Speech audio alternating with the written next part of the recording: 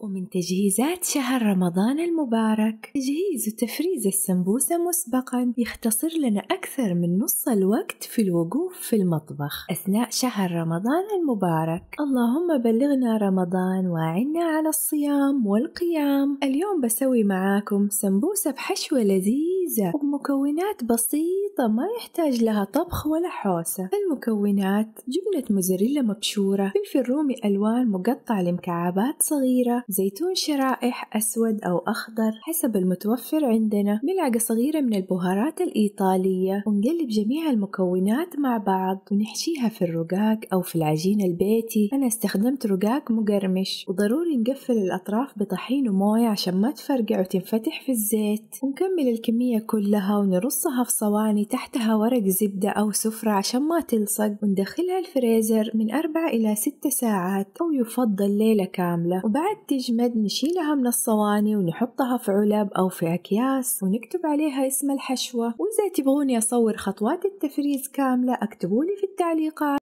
من الوصفات اللي دايما أعتمدها في رمضان سبرينج رول بحشوة الشاورما بدون زيت وبدون كشنة. نسلق صدور الدجاج مع ورق الغار والهيل لحد ما يستوي ونصفيه ونتركه على جنب ألين يبرد شوية، ونبدأ نفتته بالهراسة اليدوية لحد ما يصير زي الشعيرية، ونضيف عليه ميكس فلفل بارد ألوان، وممكن نكتفي بالفلفل الأخضر، ونضيف ملعقة صغيرة كمون وملعقة صغيرة فلفل أسود وملعقة صغيرة ملح الليمون وملعقة صغيرة فلفل مجروش وبصل أبيض مقطع لمكعبات صغيرة وشرائح من مخلل الخيار وكزبرة وبقدونس. وأضفت صوص الطحينة جهزته مسبقا عشان ما يطول الفيديو. صوص الطحينة مكون من طحينة وثوم وخل أبيض وملح وموية. ونقلب جميع المكونات مع بعض ونبدأ نلف السبرينج رول ونقفل الأطراف بخلطة الطحين والموية، ونكمل نلف الكمية كلها ونرصها في صواني مرشوشة دقيق متباعدة عن بعض عشان ما تلصق وتتكسر، ونفرزنها رمضان. من ألذ الوصفات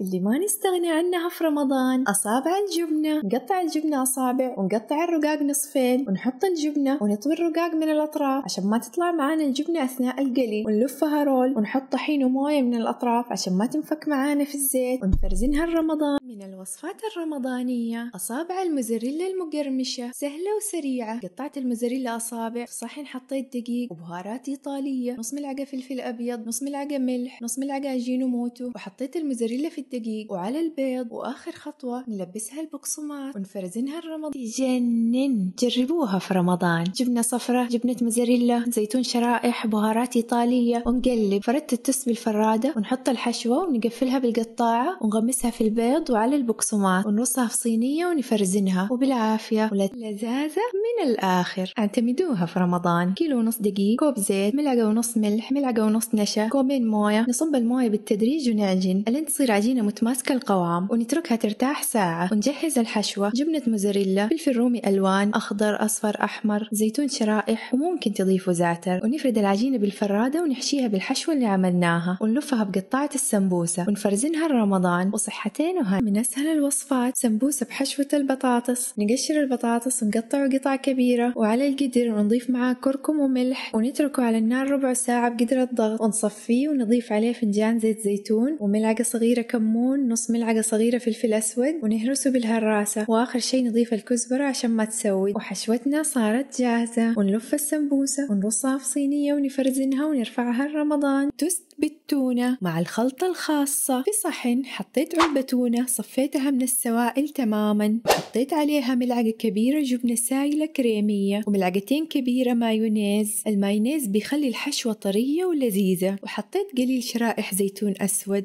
ومخلل خيار مقطع مكعبات صغيرة جدا، وحطيت قليل جزر مبشور وقليل كزبرة أو بقدونس، وحطيت ملعقة صغيرة كمون وملعقة صغيرة فلفل أسود ونص ملعقة صغيرة من ملح الليمون أو حسب الرغبة، وممكن نضيف قليل ليمون. وحطيت قليل من البهارات الإيطالية، ونقلب جميع المكونات مع بعض ألين تتجانس. ونجيب التوست ونقطع الأطراف بالسكين، والزوائد نستخدمها بوصفات ثانية. ممكن نحمصها على الصاج ونحطها مع السلطات. وبعد ما قطعت أطراف التوست حطيت الحشوة وحطيت عليها طبقة ثانية من التوست، وكل ما زودنا الحشوة بتصير أطعم. وقصيت التوست من النص على شكل مثلثات. الصدق لذيذة لذيذة لذيذة بشكل لا يوصف. نسخنها بالميكروويف ونقدمها مع الشطة والليمون، ونزين الوجه بقليل بقدونس. وبكده نكون وصلنا لنهاية المقطع. أتمنى يكون عجبكم، ولا تنسوا الضغط على زر اللايك والاشتراك. باي باي.